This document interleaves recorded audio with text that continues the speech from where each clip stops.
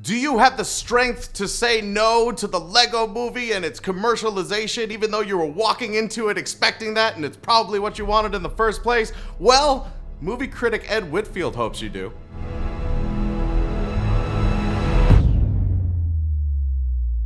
The Lego Batman movie just might be the one to show us the limits of corporate synergy and superhero movies. It feels like a resounding full stop. Here we go. It's hard to imagine there will ever be a more cynical film made by a studio with a licensing deal. Proof that you have no imagination. A movie designed to sell a toy product while simultaneously trying to make brand ambassadors of the parents and kids in attendance. A movie based on a toy and a character that sells toys. It's pretty expected that they're gonna try and sell toys. And if parents and kids walk out going, "Yay Lego, yay Batman," then you know what? Yay Lego, yay Batman. Who cares? Now, if the movie was called Lego Heroin, maybe then we'd have a problem.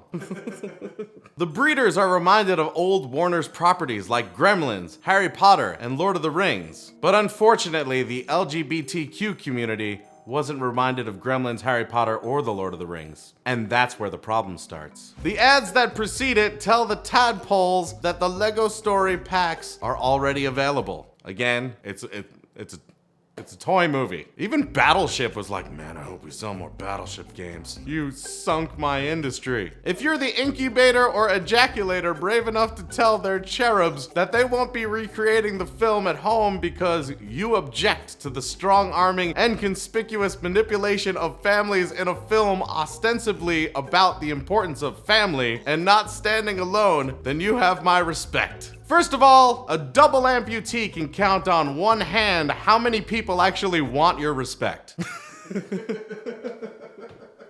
Especially after calling them incubators and ejaculators. Second of all, if any parent is not willing to buy their children toys because they felt the movie they just saw with their children was trying to sell them toys, why the hell did they go see the movie? They pretty much threw their morals and beliefs out the window the second they bought the frickin' ticket. And don't bother telling Myrtle or Hans that you were particularly aggrieved at brand values being integrated into the narrative, like the importance of building and assembly, both metaphorically and literally, because they won't know what you're talking about. For two reasons. One is because that's utter nonsense. And the other is because unless you're living in Germany or Sweden, no one's called their children Hans or Myrtle in about a century. If they knew they were being programmed, a whole business model would collapse.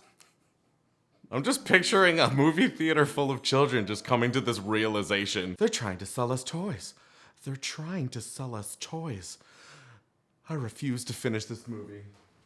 Are you going to be the one to kill the movies? Are you ready to bear that burden? I hope you've got some great books on the shelf. Oh, we have great books on the shelf. We have Chaos in Gotham City, Team Batman, and Batman's Guide to Being Cool. On one hand, to appeal to savvy adults thought to be conscious of film conventions and corporate reality, the movie pokes fun at superhero film tropes. Look, it says, I'm self-aware. I'm setting myself up as the latest in a seemingly never-ending attempt at making new money from old rope. Yeah, self-referential comedy never works. It flatters the audience with one hand, gross, while imposing on them all the mawkish guff that's bedeviled Hollywood product for years. Messages so safe and so familiar that they've become thought-terminating cliches. Friends are what matter. Family is everything. The family that stays together plays together. No room for smug postmodernism there. I took my kids to this kids movie, and it was like, friends and family are important. And I'm like,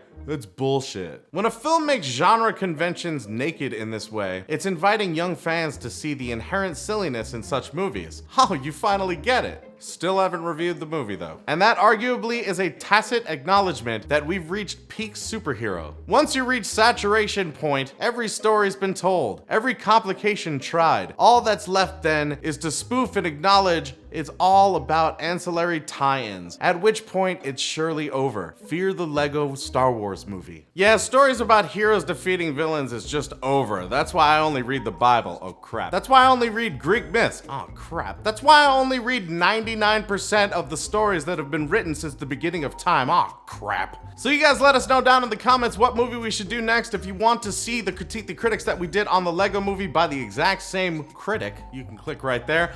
Also, if you want to see another video from us, click right down there. If it's your first time here, hit the subscribe button, hit the like button to let us know you liked it, hit that little bell to get notifications for when we have videos coming out, and until we see you next time, geek out and game on.